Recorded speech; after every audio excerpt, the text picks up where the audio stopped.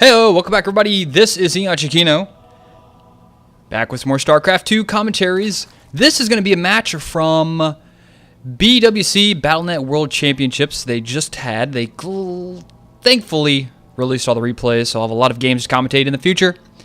And let me introduce our players up here on Cloud Kingdom. On the top right side of the map, we're going to have our blue Zerg player. It's going to be Gamina Sin from Clan Gamma Bears. Which I just want them to change the name of their team to Gummy Bears. I don't know why. That would be too funny. Okay. So Sin, this guy's a solid Zerg player. He's like the best Zerg to come out of Taiwan pretty much ever. Awesome Zerg player. Top notch.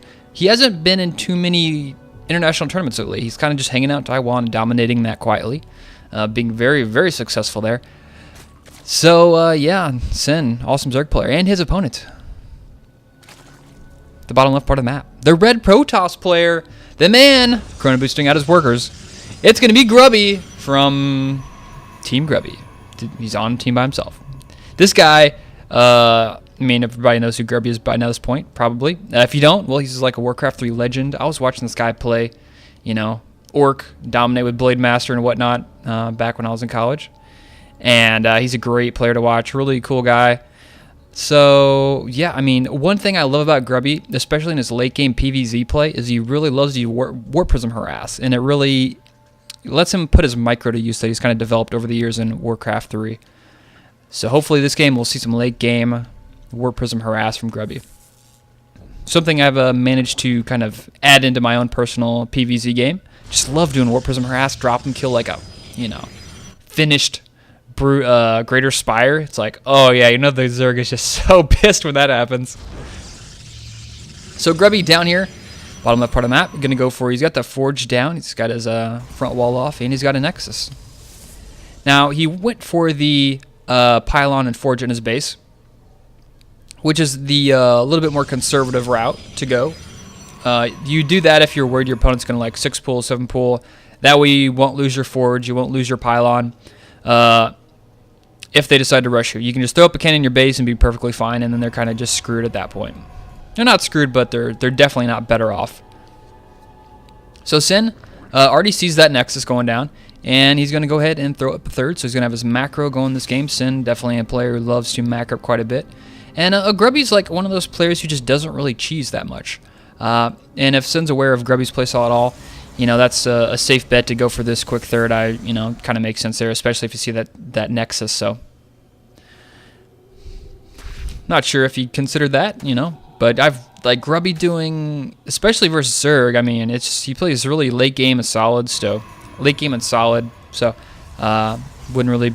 I would be a little bit greedy if I was playing against a Grubby. I would be a little bit greedy if I was a Zerg guy. So, Queen popping out here for Sin. Already working on those injects. The other Queen already down here. Zerglings will not be able to get in there. They're already 3 already out. That probe managed to survive. And Grubby choosing to go with a wall opening down here in the bottom. Now, I've seen so many different variations of this wall off here at the Natural on Cloud Kingdom. So many different variations. And I'm not really sure which one I prefer the most. And it seems like, you know, players themselves really haven't come to a consensus. I can't say consensus. There we go. Actually worked for the census, the last census, and yeah, I should know how to say that properly. It was a little part-time job. Whenever I got out of college, I didn't have a job yet, and I was doing census taking. So yeah, it's a little known fact guys never knew about me. I walked around to people's houses and asked them to fill out questionnaires, and it was very interesting. You got to learn the new territory. It's right after I moved, so I got to learn the territory very well. And it was interesting just knocking on people's doors and being like, "Hey, tell me personal things about you," sort of, you know. So you got all kinds of crazy people and normal people too. One thing I realized doing that is there are crazy rich people and crazy poor people. Crazy is not care how much money you have. That's for sure. So yeah, interesting job. Probably the most weird job I've had. It wasn't that long, but it was definitely interesting. That's for sure. So Stargate play coming out of Grubby here, and he's actually going to hide them as opposed to pop on out and start, you know, getting in business, which is kind of what you normally do as a Protoss player. You're going to try to surprise your opponents. Look like surprise Phoenixes, and then go in there and snipe some queens usually, and also do some scouting. Gas, yeah, he's got 2 gas already here at his extractors. Those have just gotten up recently. Roach Warren coming up about 7-minute 30-second mark, so feeling pretty confident in that. +1 being researched for Grubby as well. Okay. And not, yeah, for Grubby. Phoenixes, he's probably going to go with 4. Seems what it's going to be. Chrono boosting that out. I haven't seen either player get supply block so far this game, so that's a nice, safe, nice, good macro for both players coming out. Now we got a robotics facility coming down for Grubby. So he's definitely looking at you know, making an observer, getting some immortals out, maybe transition to Colossus. Double evolution chamber finished for Sin. He's got the Zergling upgrades coming out, so we're probably going to see, you know, Zergling and Fester combination for our Mr. Sin here from a team at Gummy Bears.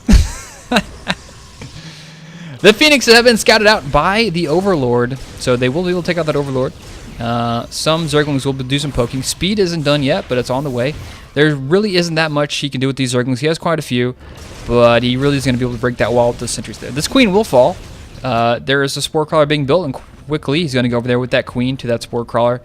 And he might be able to snipe this before that gets done. Is he going to go for it? Oh, he's just going to go for the gas. Take it. Playing it safe. That's not really surprised about that. That's kind of Grubby style. Doesn't really do anything too super risky. Oh no, he's just going to lose that Phoenix. No, he doesn't. He doesn't lose the Phoenix. What are you talking about? So the scout comes in here. He sees the Roach Warren. He's going to grab himself another Overlord kill. He's got quite a few kills so far. Look at that resource lost. Nothing versus 950. So being very cost effective here with these Phoenixes. Doesn't want to lose that Phoenix. Nice micro to back. Oh no, he lost his first Phoenix. Zerglings are being piled up over here. Sin getting quite the number of Zerglings. Those are in kind of counterattack position. He comes up. Oh no! He's going to lose another Phoenix. Ah, loses another Phoenix. Immortals coming out now for Grubby. He's going to research Blink. So we're going to have Immortals, Blink. And that's just a pretty good composition if you're going to go take your third. It works really well versus, you know, Roaches. And you're definitely going to need Blink Stalkers. But we have a nice round here by Sin. Force fields need to be very good to keep these sentries alive. Is he going to lose any sentries?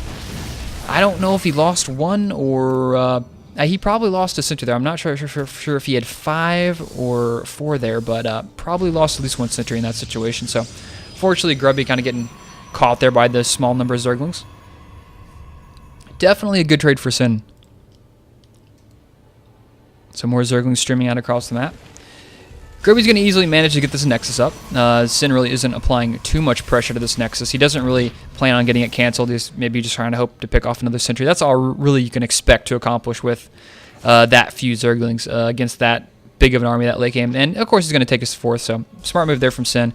He knows he has map control. He's scouted out his opponent's army. If Grubby even decides to attack with his army, he can build an army and, you know, lickety-split. Sorry, I had production tab off. He can build that lickety-split and no problem and just completely counter that. So not too worried about that. Here we have the Infestors coming up. So, yep, Zergling Infestor, a lot of Zergling upgrades coming out. Lair is done. Now, hasn't yet started his Hive. Maybe he's waiting on the gas. Maybe he's just going to build a couple more Infestors. Get that Infestor count just a little bit higher. We'll see what he's eventually going to settle at. You know, that's kind of the new flavor of the month. Maybe 2 months now. It's like Zerg's just making an insane number of Infestors versus Protoss players versus Zerg players versus Terran players. And Sin seems to be going down that route as well. Worker count 79 versus 64, so Sin really wanting to, you know, max out on those 4 bases, just have a huge macro army, macro capabilities here. And all those Infestors so could have snagged those Phoenixes, but fortunately he wasn't paying attention. Fortunately for Grubby, he was not paying attention. Nice wall off here from Grubby. I like this wall off. But unfortunately, this does kind of limit your potential ability to defend this base, because you can just have a bunch of Infestors come here, throw a bunch of infested Terran down here in this position, have some Zerglings of crap get in the way, just take out this Nexus, and that is kind of the downside of building a wall off like this. But, you know, if you can't get the Colossus out, you can kind of get the Colossus in here, and that works in their favor. But for the Sentries and Zealots, it's really not that good for them. And look at this Grubby going for a 4th base already. Is this going to get scouted out by Sin here? No, he's not. So maybe going to delay it just for a little bit. Maybe he's going to take that whenever he pushes out. So let's check the production for Grubby. He's going to make Templar Archives. Still getting those plus attack upgrades. A lot of more warp gates coming out. And he's going to pick himself off a queen here. Probably not. He's got enough for a transfuse, and there's only 3 phoenixes there. I like how he kept those phoenixes separated. That's going to force the Zerg player to use many more fungals. You don't want to have your phoenixes grouped up versus any type of area of effect spell. So he did not see the phoenix, or sorry, he did not see that pile. Oh, right, now I saw it. I think he just saw it. Yep, he saw it. He's going to send a Zergling over there to tackle that. And Grubby's slowly walking these pylons up the map, but look at that Sin and scouted it out again. Look at that. Nice play there from Sin. Even another one. Oh, that's Grubby's vision. Of course, he can see his own pylons. He did not see this one there. Okay, and he hasn't seen this one appear. So Grubby definitely going to push up this left side of the map, I imagine, with this army. He's really going to have to take this position. This is going to be hard. If he goes up in this way, that's going to have to be extremely sneaky, and that could be just a death trap if those infestors get over there. I like how Sin is pushing himself up on this high ground, you know, forcing the Protoss player to engage him down here instead of getting losing this high ground position and then getting attacked from the high ground here into his 4th.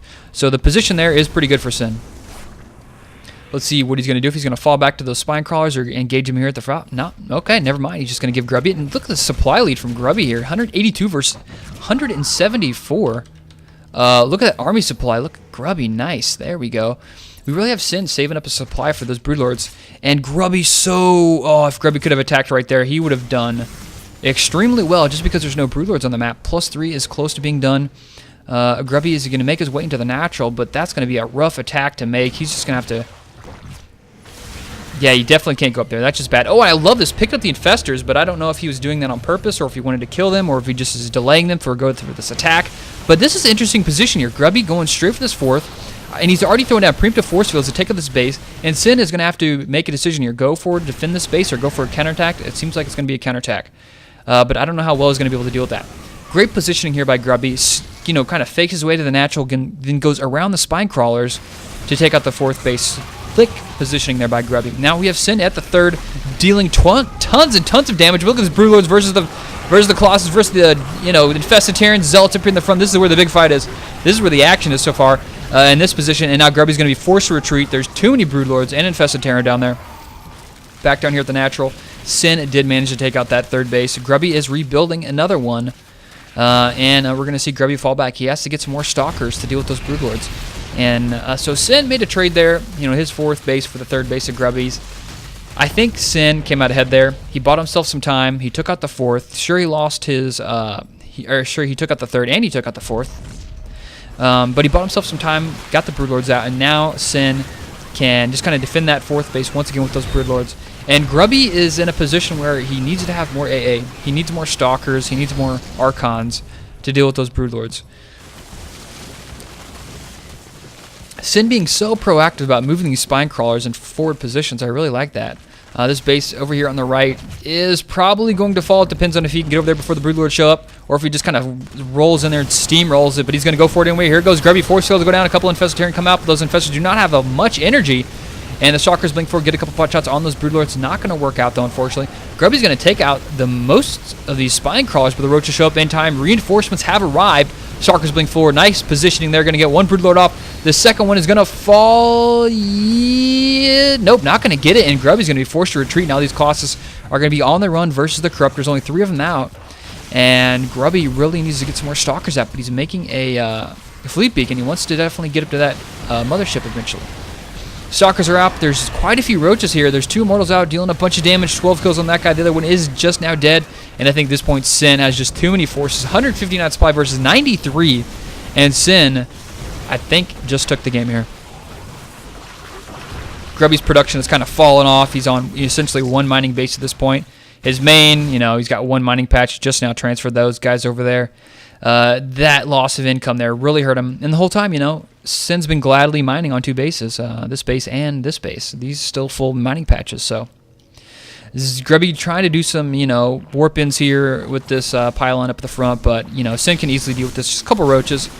Doing these kind of risky moves works out if it's more or less an even game, or if your opponent really can't micro as well or can't split his army up as much. Those can really get you back in the game, but Sin, I think, is just too strong of a player to let something like that take him down this late in the game with such a big advantage. Grubby going for a smart blink there. Going to pick off an Infester. But I think that's going to be the it here. I mean, maybe he loses his base, but Sin still has 2 other bases up in the top left part of the map. This will be a minor victory for Grubby, but Sin just has so many forces at this point. Look at that. Look at the production tab. That just tells you right now what's going on in this game. Someone has a bunch of money. Someone has got not much money at all. He can make 2 Zealots, and that's about it. The Roaches are going to move into position. They'll be able to sneak up. Nice force fields. Keep the Colossus alive for a little bit. They need to get up to the top of the ramp. Run up the ramp, Colossus. You can do it. The Colossus walk up there, and they're like, what's the matter, Immortal? What's the problem? Oh, wow, that Immortal's still alive. 28 kills. How did you survive, buddy? Alright, he's dead. He didn't survive that long. And now the Colossus is going to low ground. This feels like one of those challenges that they added in that newest challenge map that Blizzard implemented, where the Colossus has to micro against 50 Zerglings and you just go up and down like a little cliff. I think Grubby played that, and I bet he did pretty well in that challenge. But now the Corruptors here, the Broodlords, their Roaches are in position. The Zerglings are chasing it down, and Grubby's last little bit of forces are falling. He's just trying to keep this alive. Reinforcements show up for both players, but Sin just has way too many forces. Triple the supply now of Sin over Grubby. Grubby did manage to get this 3rd base back up. That's kind of what he's been buying time for, but this force of Sin can just walk in and kill all of that, no problem. Grubby's got decent upgrades this game. Gotta give him that 2 armor, 3 attack upgrade, but Sin has got 2 armor, 3 attack upgrade also. There goes the final base for Grubby. That's essentially letting him mine. Archon gets trapped, and Grubby doesn't want to give this up. This is for essentially BattleNet World Championships. This is one of the largest tournaments across the whole world. It'd be super prestigious to win this. Grubby fighting to the very last, even hope of surviving this, but I think it's written in the clouds, in Cloud Kingdom. Sin is going to take this. Grubby did manage to take the base out in the top left, though. But there's 2 mini spine crawlers. Look at all those spine crawlers. Yep, those guys are dead. The Broodlords are in position now. Grubby's trying to make as many stalkers as he can. Those guys are just so low. Even the Zergling Roach Force will take it. There's the GG. Grubby gives up. Sin takes this game on Cloud Kingdom.